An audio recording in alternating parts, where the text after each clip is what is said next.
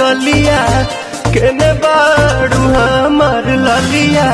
और देखो ना यारावा के पैसन भइल बा हलिया।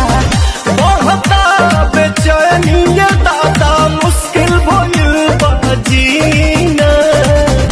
ले लो पुदीना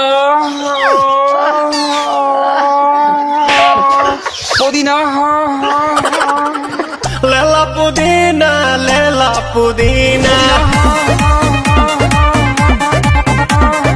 लेला पुदीना भरिया के हसीना।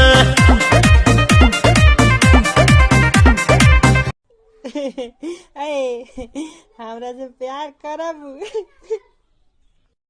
ना जी हम बीमार बानी। देख ले हमरा के जी कहतिया। हम तार इलाज करवा के तारा से प्यार करब। कौन बीमारी भइल बा बताओ ना, बताओ।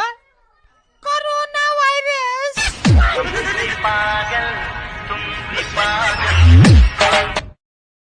फेफड़ों से गुजारिश है कि वो अच्छे से काम करते रहें। दिल का क्या है, दिल तो टूटता ही रहता है।